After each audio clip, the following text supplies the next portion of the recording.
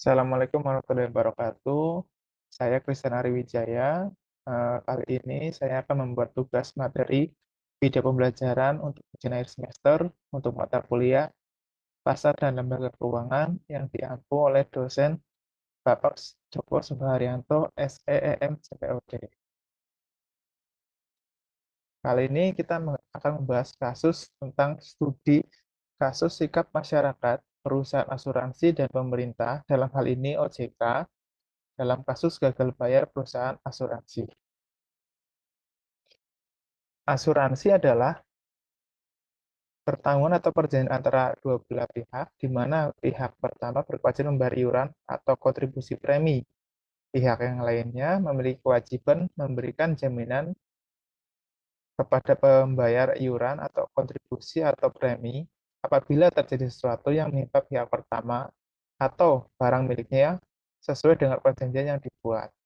Istilah asuransi sendiri biasanya merujuk pada segala sesuatu yang mendapatkan perlindungan.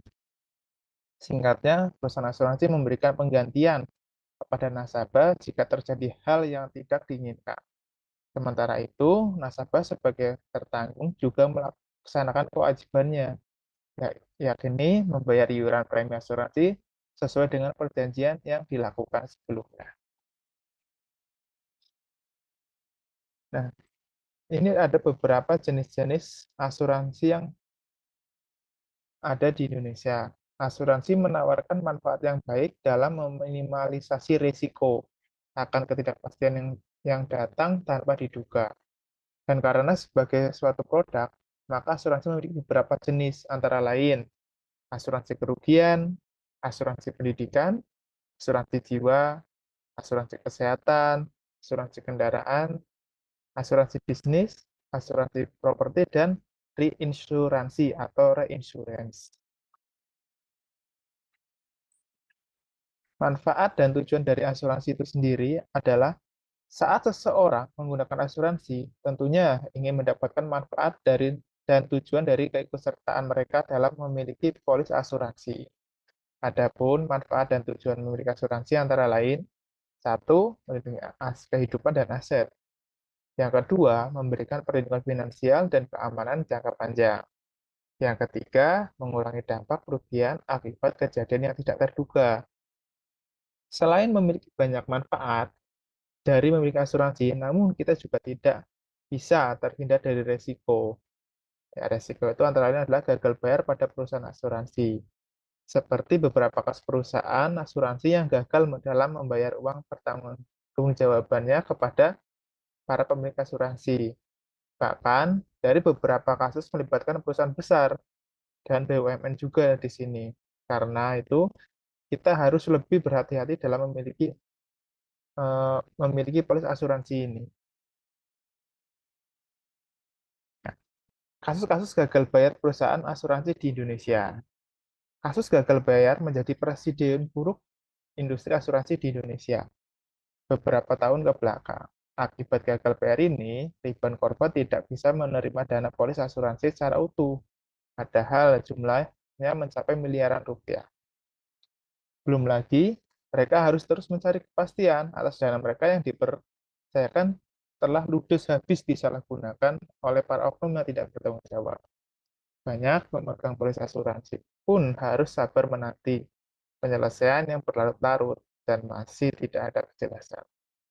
Bila menilik ke belakang, ada beberapa kasus asuransi yang gagal bayar yang terjadi di Indonesia. Berikut adalah beberapa contoh kasus tersebut. Kasus-kasus gagal bayar perusahaan asuransi di Indonesia. Yang pertama ada kasus Bakri Life. Yang kedua, kasus Bumi Asi Jaya. Yang ketiga, kasus Jiwasraya. Yang keempat, kasus Bumi Putra 1912. Yang kelima, kasus One Arta Life. Dan yang keenam adalah kasus Kresna Life. Lumayan banyak kasus-kasus asuransi yang terjadi di Indonesia.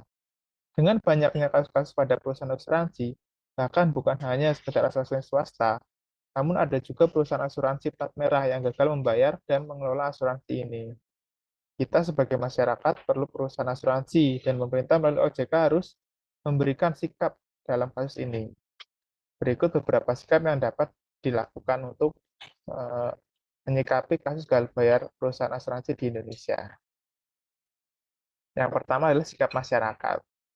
Sikap masyarakat yang dapat dilakukan dalam kasus ini antara lain adalah menyampaikan kritik dan ketidakpuasan. Masyarakat seringkali merespon kasus bayar-bayar dengan kritik keras terhadap perusahaan asuransi. Mereka mungkin merasa dirugikan, terutama jika klaim mereka tidak dibayar sesuai dengan kesepakatan di awal. Yang kedua adalah advokasi.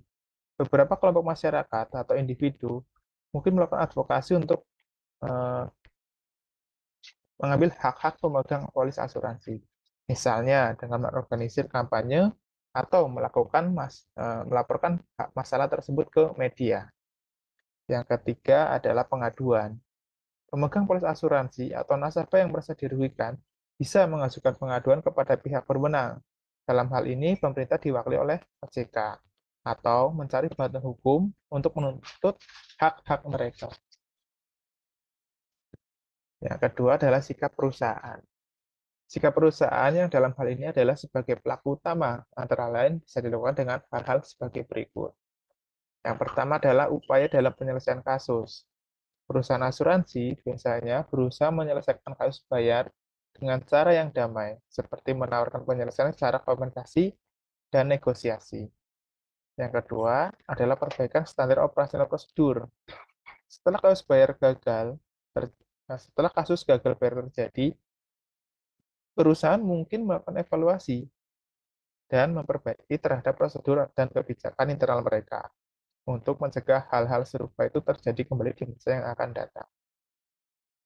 Yang ketiga adalah menjalankan komunikasi yang baik. Perusahaan asuransi menjelaskan situasi dan memberikan klarifikasi kepada masyarakat untuk memulihkan reputasi mereka. Dengan komunikasi yang baik, diharapkan masyarakat juga lebih diberikan rasa percaya oleh perusahaan untuk menyelesaikan kasus yang terjadi. Yang ketiga adalah sikap pemerintah, dalam hal ini OJK atau Otoritas Jasa Keuangan yang mengawasi. Sikap pemerintah dalam hal ini sangat krusial dan penting, dikarenakan harus menjadi penengah untuk masyarakat dan perusahaan asuransi.